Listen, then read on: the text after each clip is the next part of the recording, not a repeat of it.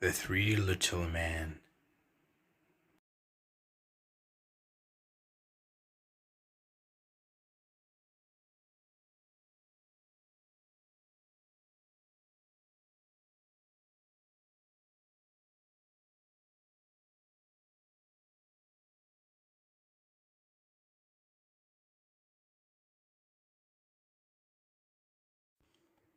The bell startled me as I was thinking about what kind of delivery my sister had sent me. I rushed to the door with a smile on my face. As I was opening the door, I was expecting to see Mr. Daniels, my mailman for the past 3 years throughout my stay in Seattle.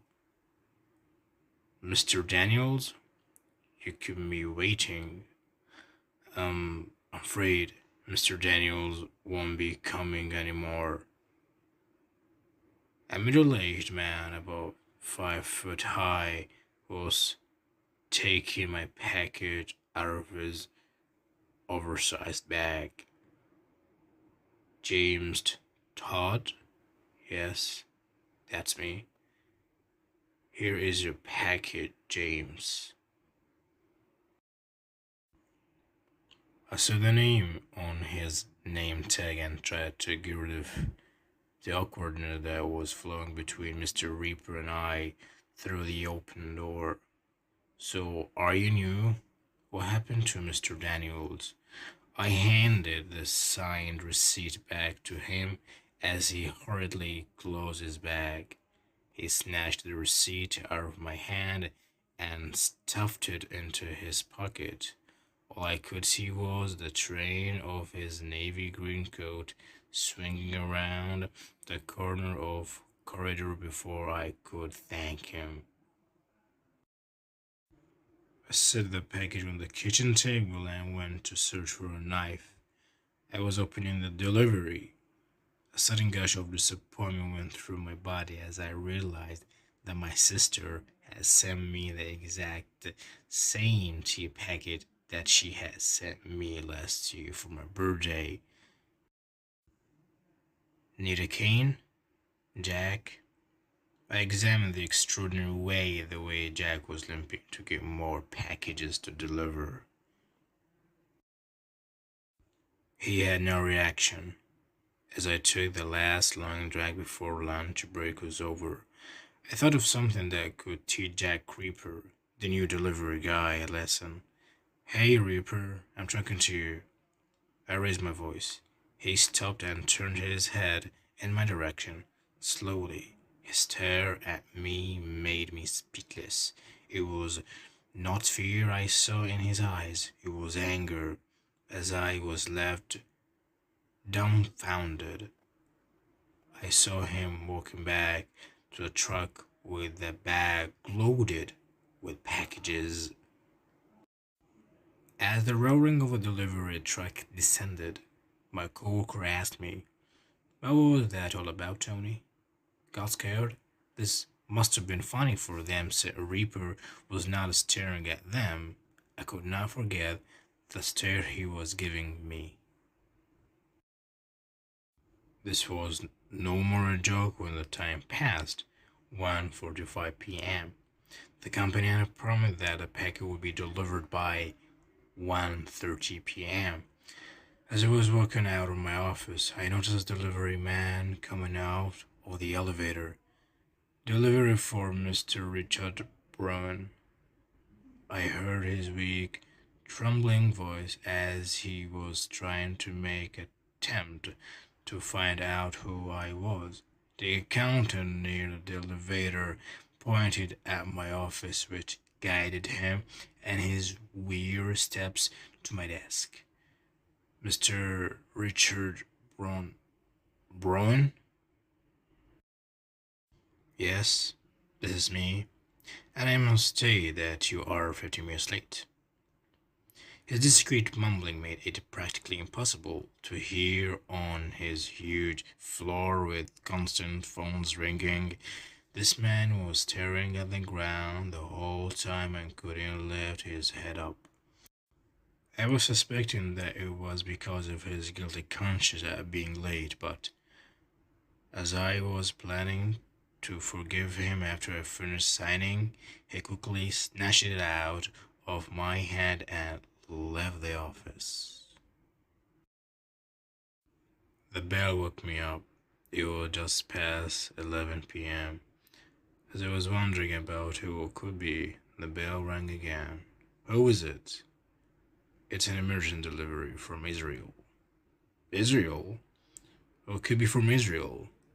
I thought to myself. I put the safety chain on the door and peeked through the gap. There was an intense moment of silence as I stayed quiet watching Mr. Reaper take the package out of his bag. I closed my door to open up and receive the package. Before I could realize what had happened, I felt a sting on my neck and everything blacked out. I was in duty that night, filling in for the security guard. The time was almost midnight. It was no hard to notice that the short man in the pixelized monitor of the surveillance camera was Jack. He was standing with his head down. It seemed like he was waiting for someone. But as I squint my eyes to catch the most out of the small man in the monitor, I was in a great shock. It looked like he was laughing at something. He was slowly turning his head towards the surveillance camera, and when he looked into the camera, I ran to the door and locked it as fast as possible. When I came back to the seat to check who it was, the man was gone. The continuous fear that was flowing through my guts while trying to spot the man in the monitors made me sick. I could feel cold sweat running down my back. I looked at every floor and every corridor. There was no sign of him. I stayed after for about 20 minutes with my eyes wide open, staring into 6 different monitors, hoping to find the man who had just stared at me through the surveillance camera. As I was slowly getting relieved by the fact that I was the only person in this building, the stress pulled me back towards the chair. Hi, Tony. I heard Jack's voice right behind me as I was confronting myself on the chair. Tony, Tony, Tony, Tony, Tony, Tony. As I opened my eyes, I felt a gush of pain in my head. As I was moaning to serve for balance, I realized that I was tied into a bed. The tight restriction of my hands and feet alarmed my instincts, and I was trying to figure out where I was. Tony, Tony, Tony, why did you leave me? Jack? Jack Reaper? That is correct. His voice did not sound like anything at work. I could hear a strain of joy in his voice. What is this, Jack? Or am I? Tony. Tony, we had such good times together. Jack, talk to me. Where am I? Was you in the parking lot? Tony, why did you leave me? Jack, what are you talking about? We only met each other 2 weeks. Before I even finished that sentence, a peak of pain went through my throat, and it was impossible for me to talk. I could feel the warm liquid pumping out of the slit in my neck every time I tried to breathe. As my vision blurred, I saw Jack looking at me with empathy filled in his eyes. Help! Be quiet, Tony. You're going to wake our baby. You crazy son of a... The light was too bright for me to open my eyes. I turned my head sideways and squinted my eyes. I saw a man with a navy green coat. Mr. Reapers. Hold on, James. I have to clean up the pieces that flew out of Tony's head when I combed his hair. So red liquid and small pink colored chunks I threw up on my side where I spotted a deformed eyeball on the floor. Oh boy, seems like I have more work to do. Hold on, James. I'm going to get some more plastic bags. I pretended to faint. I did not know what to do. Every sound of his footsteps leaving the room made me shiver. I walked faster and faster, trying to avoid the man who was following me in the parking lot. There were 7 more pillars to pass until I reached my car. Mr. Brown? It was a familiar voice. After stopping my footsteps, I thought about who it could be. I'm the mailman. Then I remember his face.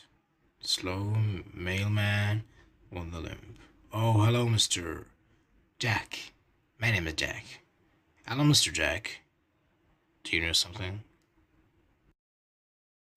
He approached me slowly.